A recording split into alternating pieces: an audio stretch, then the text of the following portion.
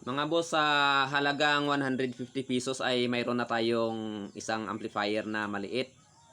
Bali, binili ko ito sa junk shop ng 150 pesos pero walang power supply.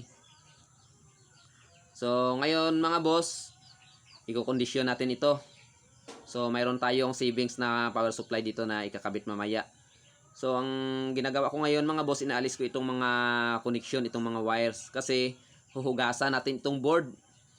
So, hiniwalay ko itong main amp na board para mahugasan natin ng maayos mamaya. So, inalis na rin natin itong blower kasi hindi ito pwede na mabasa. Itong case at saka board mga boss ay hinuhugasan natin at saka sinabunan. So, huwag kayong matakot mga boss na maghugas ng board. Basta ang importante, maibilad ito ng maayos sa araw. Dapat pag naghuhugas kayo, malakas ang init ng araw, malakas ang sikat ng araw para madali itong mapatuyo. So, wag lang hugasan ang controller mga boss kasi hindi pwede mabasa ang mga volume controls. So, ito lang itong case at saka itong motherboard ng main amp. Saka ito pinapatuyo ko ngayon sa ilalim ng araw. So, ngayon mga boss, itong blower hindi ito pwede na mabasa kaya binrush ko na lang pati itong controller natin. So, nililinisan na lang natin ito ng maayos. So, ngayon mga boss, ito yun ang ating case. So, ngayon in-install ko na itong savings ko na transformer, itong power supply nya. So, ang kinakailangan sana na supply is 32032. So, wala akong available na ganon. Pero ito, 28028. Okay rin naman, pwede rin naman ito. So, ngayon, kinakabit na natin ang board ng main amp.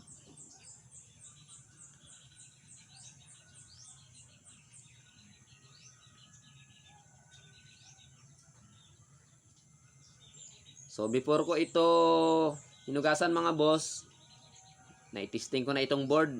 So, tumutunog ito. Ang power supply lang talaga ang kulang dito.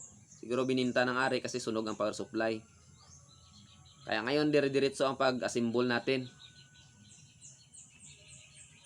Bali, itong transformer natin is 28028. Walang 9 volts. So, magdagdag tayo dito mamaya ng another isang maliit na transformer para magsusupply dito sa 9 volts. Ang 9 volts, siya ang nagsusupply sa blower at saka sa kanyang USB player.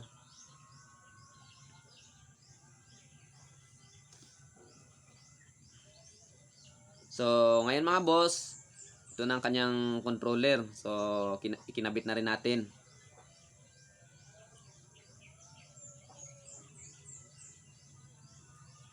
Magwa-wiring na tayo nitong power supply natin.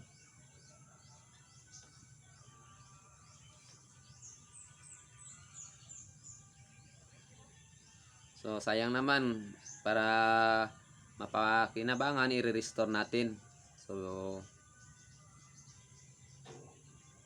galing lang ito sa junk shop mga boss. Ngayon, parang nagmumukhang bago na.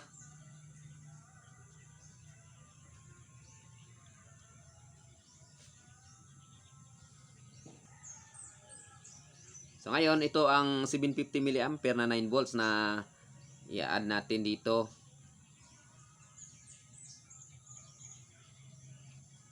So savings ko pa rin po ito mga boss. Dami nating savings na maliliit na transformer dito sa shop. So ayan, i-fix natin itong mga wirings para naman hindi pa kalat-kalat. Saka magandang tingnan siya.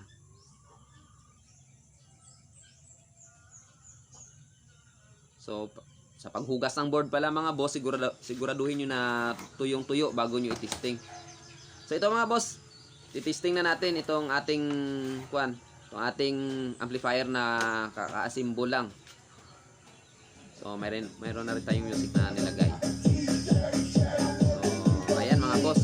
So saglit lang natin ito i-testing, baka ma-copyright tayo. So ayan. So okay na. So salamat mga boss, sa mga hindi pa po naka-follow sa akin, paki-follow ako mga boss, at saka paki-like na rin itong ating video.